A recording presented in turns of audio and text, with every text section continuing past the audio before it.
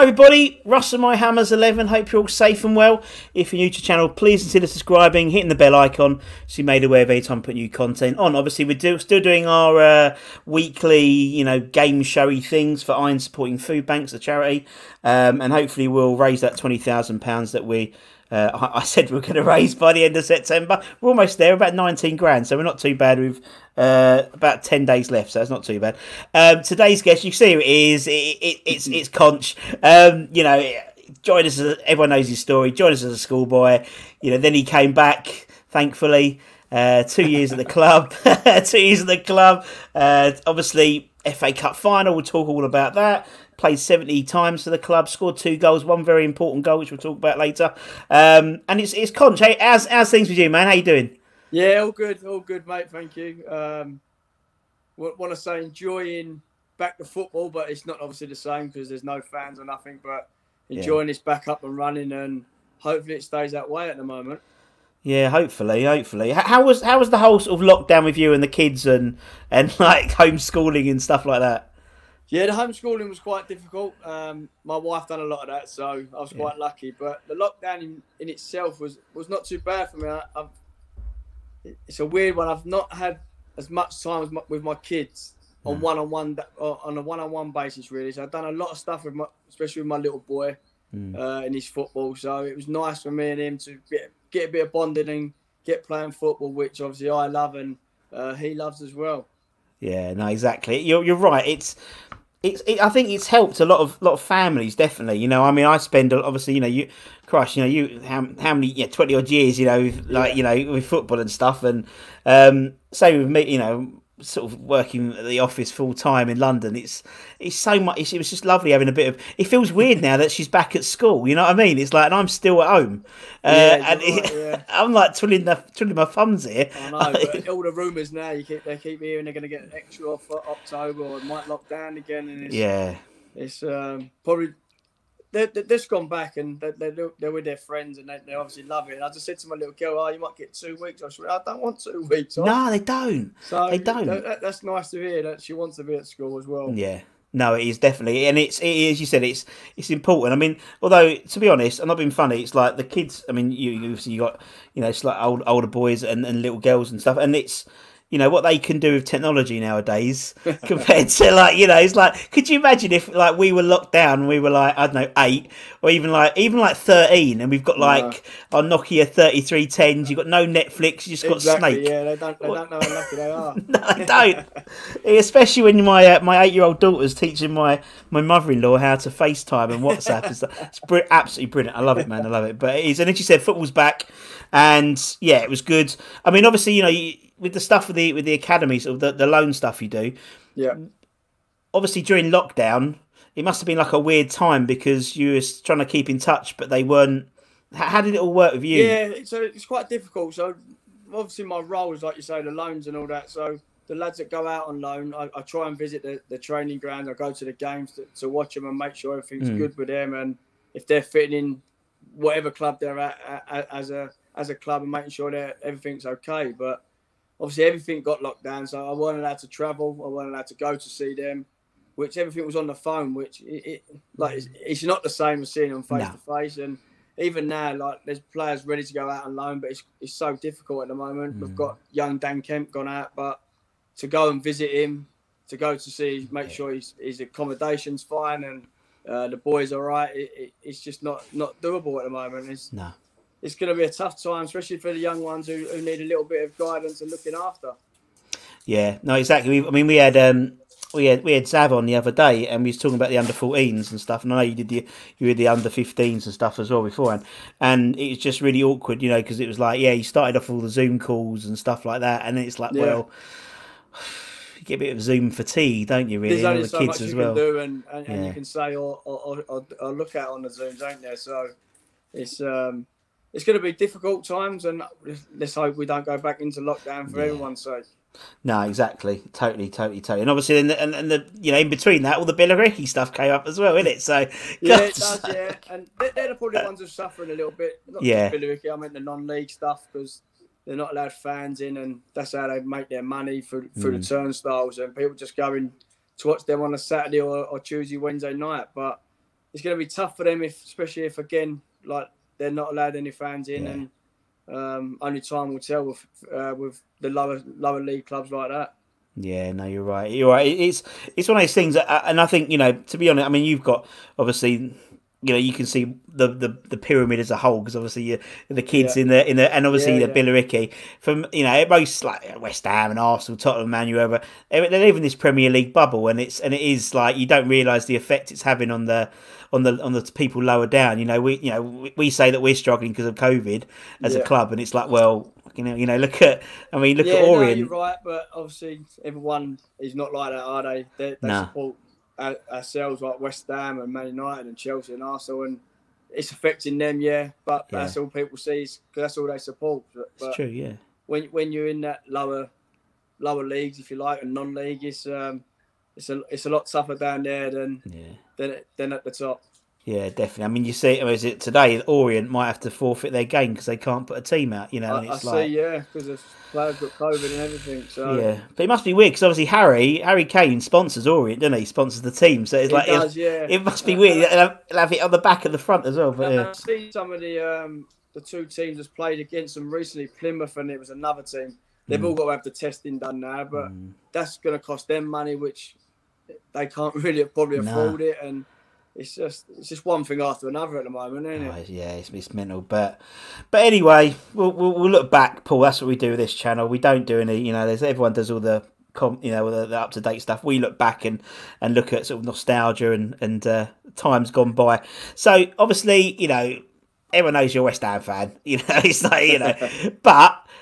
Why? I know you was born in the area. Was the family or West Ham? Was you always going to be West Ham? Was there any option to move to support another team? Well, my dad's a Man United fan. Oh, right, yeah. But my mum was a massive West Ham fan, and when I used to go to West Ham, it was my mum always took me to the Upton Park, stood behind the goal in the North Bank, and my mum took me everywhere because my mum was a mad West Ham fan when she was growing up as well. So. I'm not sure how, because her mum and dad was Arsenal. Yeah. And her brothers was Arsenal. So I don't know how she got the West Ham side, but me and my mum have Clabberton Blue. Yeah. Through and through, really.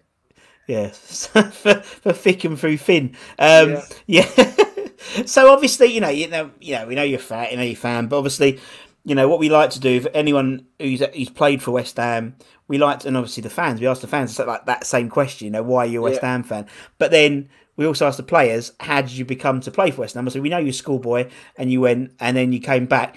In that transfer to join West Ham, how did it happen? What was what went through what was the process? Do you remember? Yeah, I do. I was obviously at Charlton and probably had a long stint there really from 16, and I was just getting to 23, 24 when I come to West Ham. So it's probably a long time now. Obviously, I know nowadays, it's probably a long time at a football club. But it was coming towards the end, and I wanted to move on. And in that summer, I went to the playoff final, West Ham, Preston, I think it was. Yeah. Or Blackpool, one or the other, in Cardiff, and I went and I spoke to my agent. I said, if West Ham get promoted, I want you to try and get me to West Ham. Really? I knew Pards liked me, and I wanted to obviously move on. So I went to the playoff final as a fan with my cousin and his family, really. So I was buzzing when obviously they won because I was back in the Premier League. And then I thought, there's a chance for me to get there. He needed a left back. I know Pards liked me. I know a little bit Charlton want to get rid of me. It's just if the money was right, I'll be able to go.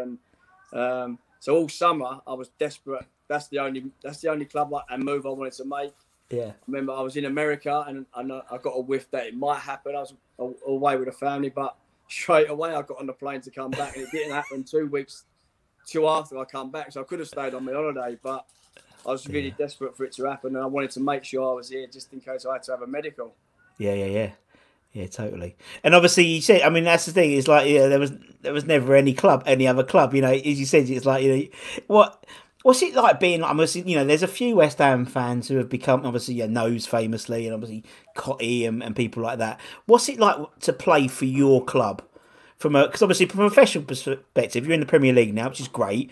But but in terms of from the heart, playing for your boyhood club must be like.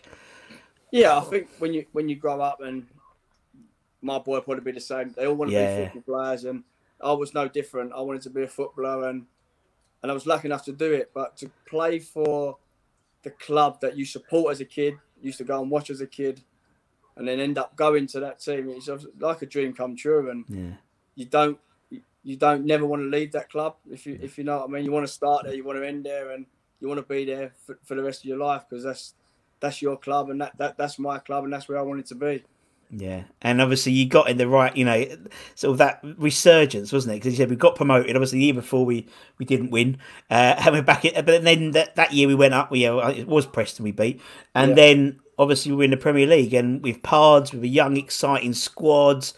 It was a great time to come in, and obviously, then we got back to Cardiff at the end of the game. We get it again. It was at Cardiff again at the end of the season with the FA Cup final, and again, that must have been for you, for a fan, awesome. Growing up, FA Cup's obviously your thing. Playing for your club you support is one thing. Yeah. Probably ending in at that time, playing in the Premier League, ending up at 8th or 9th, I think is the highest the club had been in the Premier League, was obviously another thing. But getting to a cup final for the club that you support and you dream of doing is obviously another thing. And was I gutted it weren't at Wembley? Probably a little bit, but really, playing at Cardiff at the Millennium, I thought it was fantastic. It's a fantastic stadium, a massive, great day out for me and obviously my family, and obviously the result didn't help, but everything leading up to it was unbelievable. Yeah, and you're right. It's like a little sort of slight tinge of sadness that we obviously didn't win, but obviously, selfish thing saying about Wembley, because I've never played there and I've never played at the new Wembley, so that's probably a selfish thing. But not really. Not really, because I think it's the FA Cup is synonymous, isn't it, with Wembley, and I think part of me, I mean, I enjoyed Cardiff as a venue, because I just think it had a bit of old school Wembley about it. You could you came as a fan, they split the city in half. You had all the pubs. You could literally walk down the road and you were at the ground. No trouble as well, was there? Nah, it was brilliant. And I mean, that game, the Liverpool game was just mental, because, you walk out and, all the Liverpool fans are shaking your hand saying, we scraped that one. It's like, we know you did, but we're crying, but you're all right. Yeah, it doesn't matter if you took it as a moral victory. You still won the FA Cup. Yeah, exactly. But it was an awesome. But everyone looks back at that 2006 final as being one of the best ever, particularly in the modern era. And it's great that West Ham played more than their part in it. To be honest, I think we all turned up. I mean, from a fan thinking, we're probably not gonna do. It's a good day out. Yeah, but maybe then, like you say, there probably as a fan going into it, you probably think we're happy we're here. But when you're involved in that game and you watch back now or think back now, sure, that we was 3-2 up, and probably should be or won the game. It hurts, and I think I only watched it back. Might have been in lockdown. I think it was probably yeah. That's the first time I've really sat down and watched it back, because the pain knowing that we lost, and obviously I missed the penalty, and to lose that way, it was horrible. Yeah. No, it was. I can't remember who I interviewed. It might have been Nigel, or it might have been Anton. Someone hasn't watched it back because of the pain. Anton. I think Anton. Probably, I think it was Anton. He took it really badly, because obviously being a fan, same as yourself, really. But I mean, it was just one of those things, wasn't it? It was a typical West Ham thing. You're a fan as well. You've lived the West Ham way for God knows, almost 40 years. The semi-final at Villa Park when we lost to Forest, I think 4-1 when Tony Gale got sent off. I was only a young kid, and I was on a man's shoulders. They were just singing and dancing, and obviously knew we lost, and that was probably the closest in my time that we've got to the final, other than getting to the final when I obviously played in it. Yeah, no, it was, and obviously, and we went through. I mean, everyone probably asked the question, Conch. Did you, it's coming? Was it a shot? Was it a cross? The more I look at it now, I probably could get away with saying it was a shot, but nowadays you could, definitely. On the day, it was I obviously run down the line, and I just wanted to put it in the box. Yeah, but I obviously caught it different. And Raynor obviously thought I was going to cross it as well, but he ended up in the top corner. And at the time, I thought it was like really close to the end. Like, I thought it was like 85, 86 minutes, but it was nowhere near. No, it was. It must just the adrenaline and the atmosphere of the day must have just took it out of me. Yeah. But no, it was one of those days. It was like it's funny. It was actually the other day. I think I had a dream about it last night or the other night, and it was like I closed my eyes and I was there, and it was really weird, and I could just see in extra time the ball cross. And Marlon, bless him, because he had one leg. He crammed, didn't he? With the other foot. And it was like, I can still see it. And it was like, oh, it was, and obviously the penalty. Please. Oh, God. But yeah, no, but it's, it's part of the tapestry that's being a West Ham fan. As you said, like the FA, that semi-final against Forest, getting turned over and didn't stop. We had Jimmy Quinn on the other day, and he was saying it was just the most amazing atmosphere he's ever had, and we lost the game, and it's just like they're almost embarrassed by the West facts. Ham fans. It is, isn't it? Thing, and I was one of them that day, but then played in one that obviously the fans would have been the same that day. It just goes with the territory. But obviously, and being being a particular fullback as well. I think fullbacks and winners at West Ham have a special affiliation with West Ham fans because obviously you were so close to the chicken run, and all the old boys. Yeah. What's it like being that close? Because obviously at the moment we're not, London Stadium isn't that close, but being so close to the chicken run, because obviously it's such a notorious bunch of fans. I think if you look at it as a fan, it's probably scary and nervous as a player. But when you play for the club, and I think all West Ham, even now, I think if you give 110% and you ain't good enough, I think that's good for West Ham. It's when they don't see you giving 100% and you don't try and you don't care. I think that's when it affects you. But I can honestly say I tried every time I played, and I love putting on the West Ham shirt every time I played. Of course, and I think the thing is, as a West Ham fan, no one ever criticise. It's like Mark as well. It's like no one ever criticises Mark's when he puts a shirt on because he knows he's a fan. He's going to put it same as yourself, same as like TC, Anton. People, they're going to put it in. And obviously that group of people, it was quite an eclectic group of people, really. Your squad that time. Obviously, you had the youngsters, you had people like Yossi, you had some real sort of characters. What was the dressing? Nose was a baby when he played. He was, just 17, and he was on loan. He come back, he come on against Tottenham, I remember, and from then on, he was probably in the first team. He was, yeah. I think he was the youngest. He was the little one, really. He was. I think he's still the youngest ever player to turn out for the reserve team. I think he was like 15 or something like that. 15 and a couple. Someone will say if I'm wrong in the comments because they always do. But I mean, obviously you got you had like the Gabbidon, and you had like Anton, and you had Harewood, and it must have been quite a fun dressing room. That's what I can say. It must be quite interesting. Really good, and I think our team spirit and our togetherness, I think, especially in the first year, was really good. Like you've just mentioned the players there, but on and off the pitch, we used to do things off the pitch as well as just at the training ground. So we was a close knit, and like you say, was quite young as well. So it was a good club all round. Yeah, it was. Yeah, no. Well, at that time, and obviously the year after, I mean, McCartney came in, and you and him were jostling for the left back position, and then obviously the Great Escape, and again that it's funny. I was interviewing Nigel Reo Coker, and literally every year something happened. He had like two playoffs, FA Cup final, and the Great Escape. I mean, the Great Escape. I mean, as a player. What's it like going into that knowing being around the club like that last game? You must be absolutely crapping yourself, to be honest. Like, it was quite difficult for me because obviously when the new manager came in, he let me go from Charlton, so my day was numbered really a little bit, if you like. But training every day in the club with the boys and. Obviously it's not nice. You're fighting for relegation, knowing you're go into the last one or two games. If you win, you stay up, and the preparation's all on the 11ers playing, and And to be fair, they all give their all. And if I tell the truth, I think we deserved it, and I think we had a great team and a great team spirit, and I think that's what got us out of it in the end. And I think that proved just with a little bit of class as well with people like Carlos when he came in. Yeah.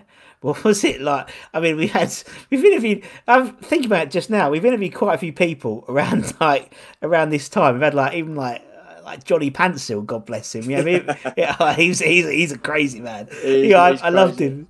Absolutely love him. He's such a lovely bloke. What was it like turning up and this is Chadwell Heath and Carlos Tevez and Mascherano are here, and it's like, what? Like, when did that happen? It was probably for the fans as well. It was a weird one. Yeah, you didn't hear nothing of it, and like you said, they just rocked up at Chadwell Heath with the manager, which we don't know how much involved he was, but if you look from the outside, he'd probably say not a lot because he didn't play Mascherano one bit, and he's a World Cup player and played for the best teams in the world, and he couldn't get in the West Ham team. So there's a little bit of politics maybe there, but that was fantastic. And every day they trained properly and they trained hard, and just to play with people like that, and you learn as a kid, as an adult, you learn from people as good as they are.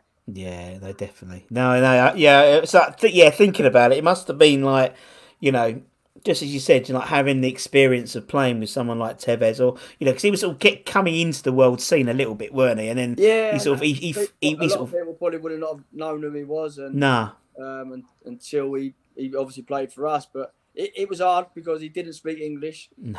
It didn't look like he wanted to speak English, where Mascherano went and had lessons. Yeah. Tevez could say a few swear words, and that was about it. But that's what we let on to anyway for a little while. So he joined in with the players as much as he could, and like you say, we had a great bunch, and it was fantastic. Yeah. Yeah, no, we did have a good bunch of players, and it was. Yeah, I mean, I think it's probably, to be honest, Paul, it's probably the last time that I think West Ham fans sort of really were drawn to players. Do you know what I mean? It's like, as a fan, it's like, I mean, you literally, I think you're about 2 or 3 months older than me. So it's like, in the mid-90s when you had the Moncurs and Bishops, they were like, you took them to your heart, and it was like, and I think with your lot, it's because maybe they were young British players, yourself. And like I said earlier, like you don't really stay at a club that long now, so fans no, you don't want to get close to people because after a year or two, they're gone anyway, which for whatever reason, they don't end up staying at a club that obviously, well, for me, I'd want to be at and I'd want to stay at. Yeah. And then obviously, then you went off and did your thing of Liverpool's and Leicester's and stuff like that. Everywhere I went, mate, everywhere. Yeah, but then you came home, and then you came back within the coaching. How did that all happen? How did they getting back into the coaching fold? So Terry Wesley used to be the academy manager. Yeah. He come in after Tony Carr. But Terry Wesley was my academy manager at Bolton. Oh, wow. So I had a quite good relationship with him. And for the first year, I came in and just done some mentoring, like talking to the players and anything they needed. I used to try and give back what I knew, really, all my knowledge. And then from then, the year after, I became the under-15-16 coach with Gerard and Harry Watling, which I loved. Again, I used to join in because they used to like me joining in just to help the players, really, and to try and talk to them. And then last year, I took over the loans and I'm back with Kev Keane with the 18s now, so I do a bit of both, but more or less it's my loan. I do the loan stuff, but I'm around the 18s, sometimes the 23s, but I'm around both groups, and I really enjoy it. I just want to give something back that probably when I was younger and I didn't have another player to talk. Obviously, their coaches, they talk to you, but coming from a player, sometimes it's a little bit different, and hopefully I can give that back to them.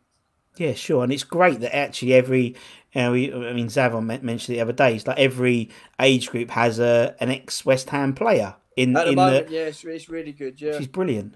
Yeah. You know, particularly as you said, with like, you know, with the perception of West, you know, of football in general, not just West Ham, but football in general, losing identities, and you know, Yeah. and you know, Yeah, it's and great I that they think, like still you have say, it. we got obviously myself, Zavon, you got Coley, Yeah, but people that know the club and played for them, and probably, if I say loved it, because I know I did, so I can yeah. say that I loved the club, and I still do. So for me to work back at the club that I played for and want to be a part of it is again something that I love. Yeah, no, totally, and it's great, you're still on the, you know, said with with Kev, we've had Kev on as well. We've had quite a few. You've done quite well Yeah, actually with our coach and everything. yeah. They get Coley on next, but yeah, it's Yeah, Kev's fantastic, he's a great lad. yeah, and he's obviously worked at the top as well, and he's someone that I can learn from, and hopefully Yeah. we'll learn from him and go on to do some stuff that Kev's done. Yeah, I mean, he's literally been in every position, isn't it? He literally went through, he was in caretaker, assistant, first team, he done everything at the club, actually. Yeah. He hasn't done the tea yet, that's the only thing he's got to do left. He can do that when he's finished.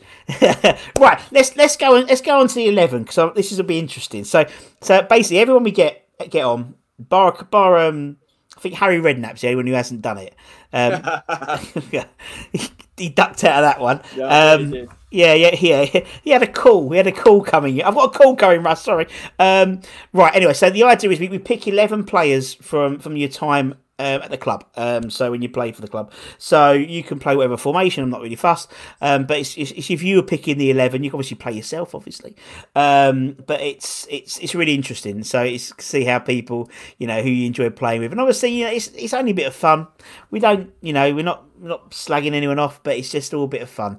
All the play. I mean, the fans have done it. I think you're probably about 180th interview we've had, so we've done quite well. Considering we only started this lockdown, so it's not too bad. Right, so we'll start off in goal. I think, you know, in goal, who would you have? Who's going to be in goal for the Conch 11? The tough one, because I love Jimmy Walker. Yeah. It was probably third choice. We've got him on Wednesday, so you know. So I love Jim, and I still speak to him now. So, but I'd probably say Roy Carroll. I thought he was really good when he came to the club, and just the presence in the goal, that talking and his attributes to the team. I thought he was fantastic for us. Yeah. And he's like, you know, obviously he came with a big pedigree, didn't he? Obviously Man United and stuff like that. Yeah, he did. But and he integrated himself nicely. You know, I heard into the allegedly, bless him. But yeah, the good old Carroll. Yeah, no, good man. Right, okay, we're going to play a 4-4-2. Paul, going to do anything different? What are we going to do? I think I'll stick to that. Yeah, because when I played. Okay. With Pars, it was like a 4-4-2. So yeah.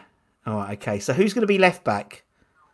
I might have to play myself. You can't play yourself, You've got to get those appearances up. As much as Clive Clark was there when I was there, and we used to get on really well. God, yeah, remember him. Yeah, I'd have to play myself in the West Ham team, mate. Yeah, FA Cup final, FA Cup goal scorer.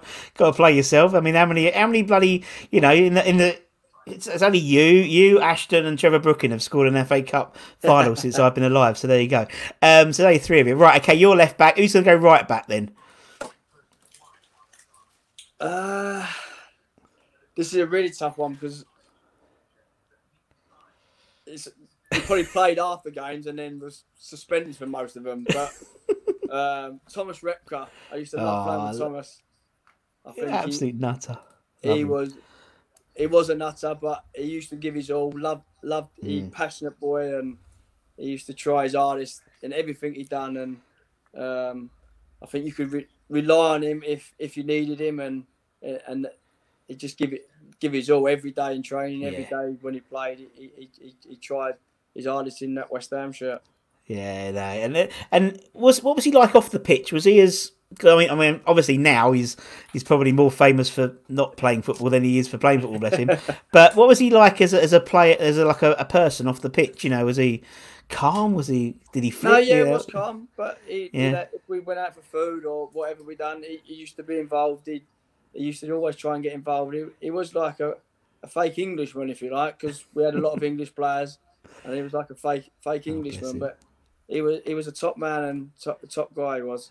Yeah. All right. Thomas, Super Tommy's in. Right. Okay. Centre back. So who's going to be your first centre back? Danny Gabbidon. Oh, Gabs. Yeah, he signed probably the same day as me, and him and Ginge both signed together. So I think we had a good combination, me and Gabs, and it was really a pleasure to play with him. Yeah, and obviously, you know, the one thing if we do go back to lockdown is we'll get more Gabs's DJ sets on his Instagram, in his roof, in his loft. So, you know, so small mercies, you know, but good old Gabs, bless him. Right, okay, who's going to partner Gabs in the centre then? This is a tough one for me. I'd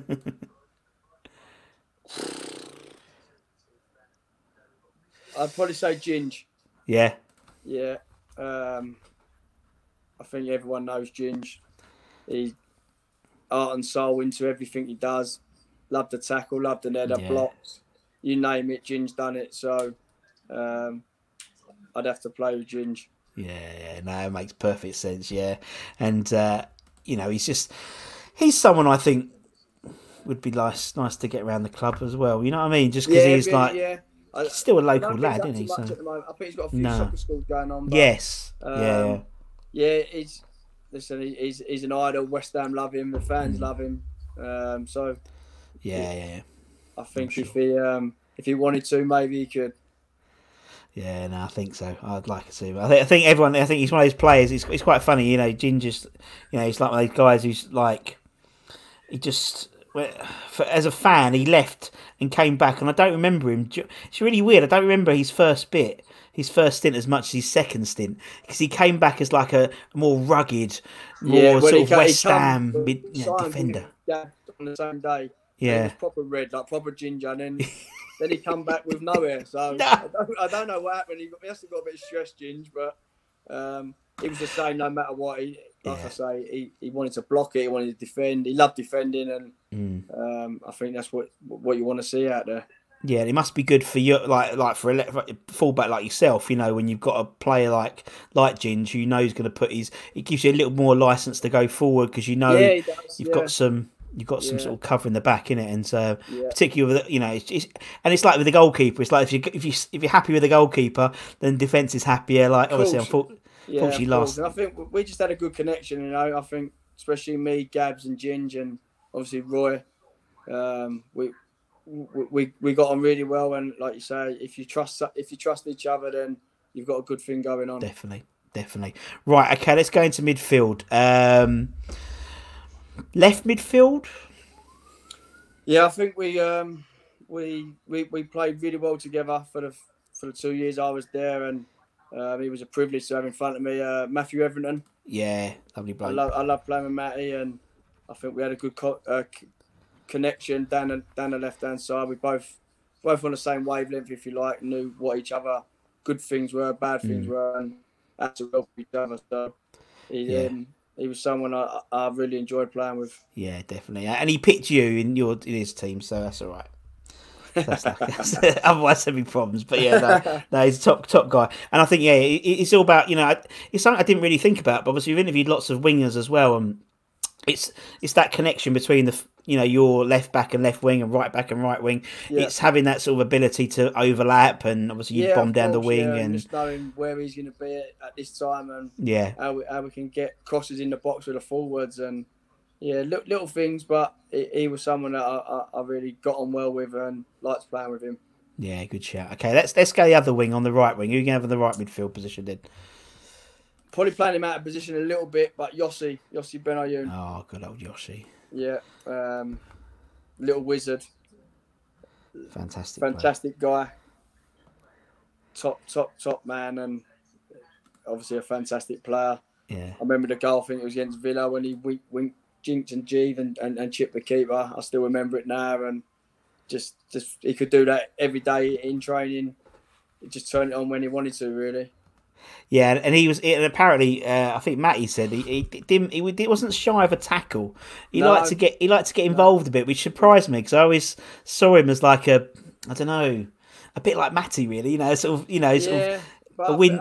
He did have that little aggressiveness, but Yeah. I think maybe because he always got kicked, so he had to get that. Possibly, but yeah. He on and off the pitch, he's a great guy and really quiet, but you wouldn't know that when he was on the pitch. Oh, good man. Right, okay. Let's go centre midfields then. Who are we going to play in the centre? Who's your first centre midfielder?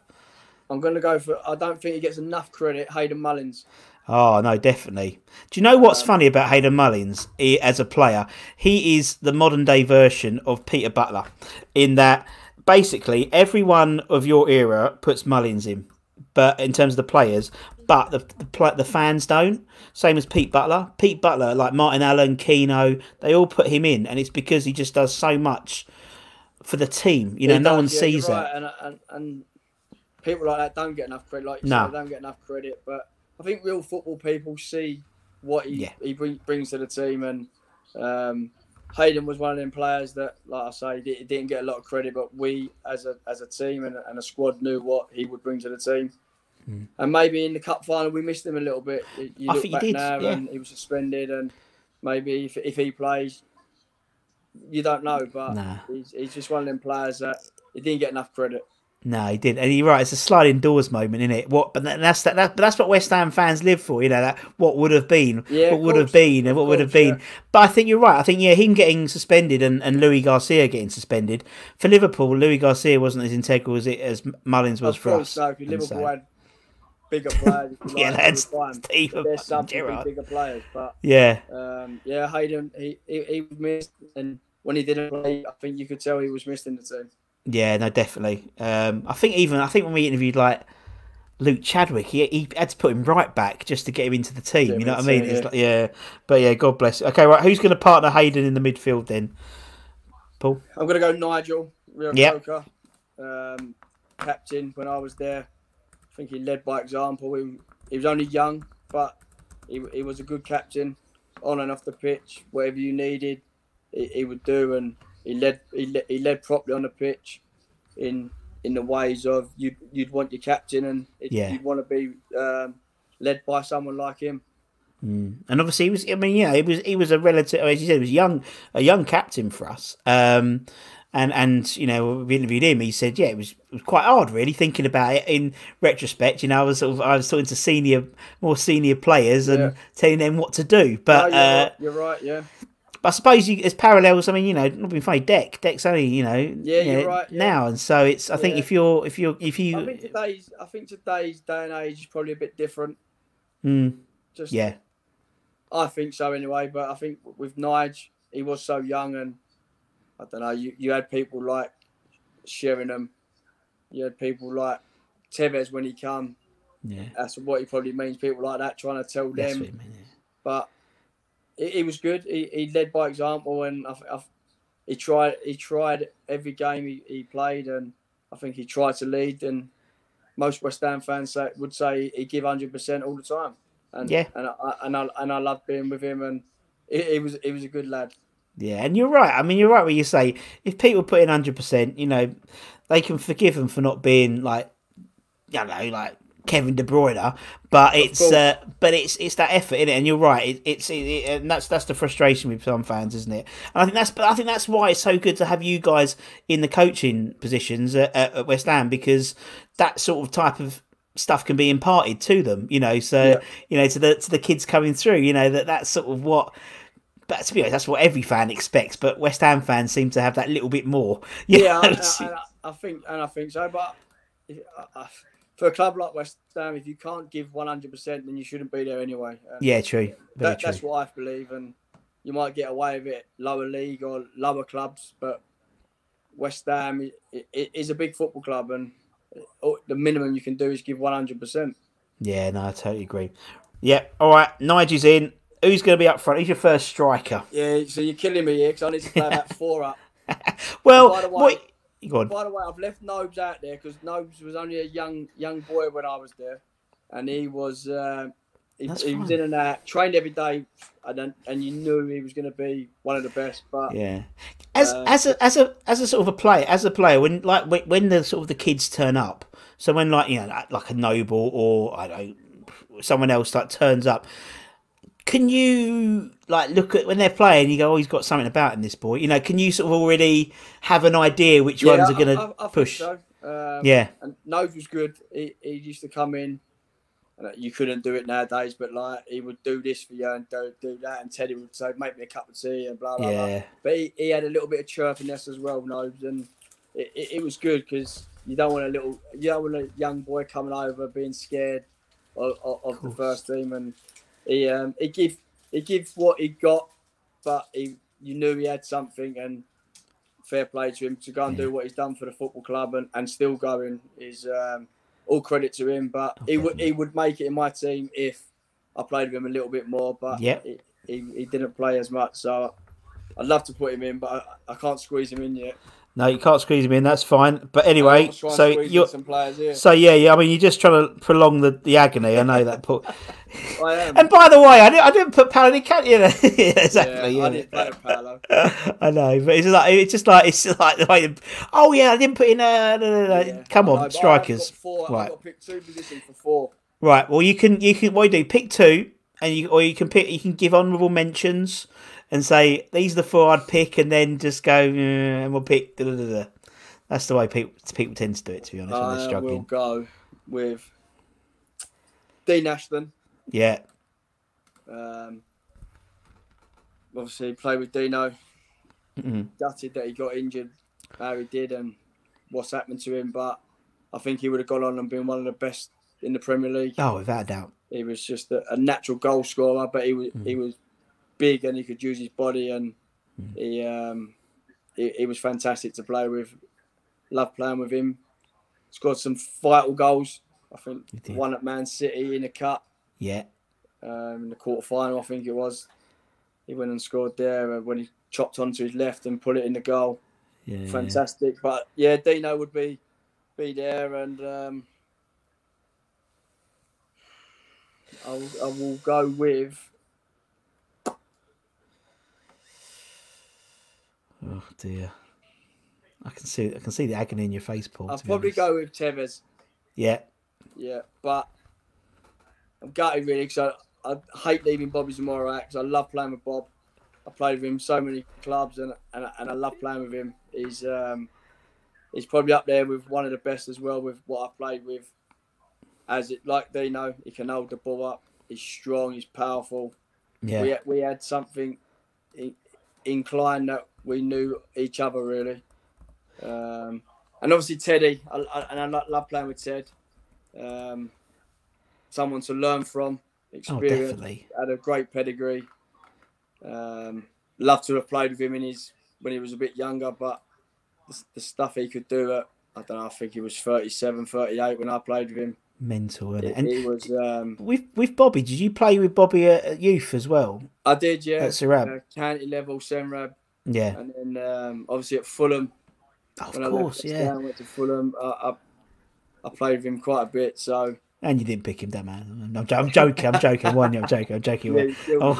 He'll kill you. Them 4 would, and then obviously Marlon as well. Of course. I love playing with Marlon.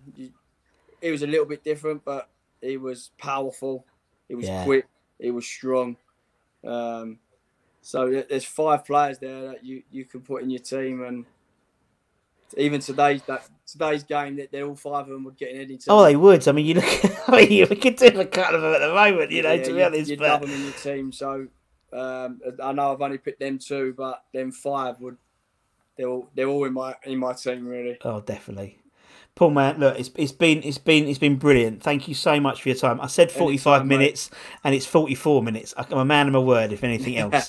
But really, really appreciate your time. So cheers, man. I really, really appreciate it. No, anytime. That's not a problem, mate. Absolute pleasure. Cheers, geezer. And obviously, thank you to everyone for watching as well. Like, if you're watching it on YouTube, or if you're going to be listening to it on Spotify and Apple stuff, wherever it is, share. One day I've got to figure out what these things are. No, mate. It's too many. It's too many. I think we're on Alexa as well now, so I think we're on Alexa. Yeah, so anyway, we'll give them a shout out. So I'm sure Alexa's everywhere on YouTube is going to be cool. But anyway, wherever it is, make sure you like, share, subscribe. Don't forget to donate to justgiving.com/. crowdfunding / Iron Supporting Food Bank, so we can get that 20 grand for them. And until next time, for me and Paul, take care, everyone. Stay safe. Really, really important at the moment. Come on, you wines, and we'll see you again very, very soon. Take care, everyone. Mate.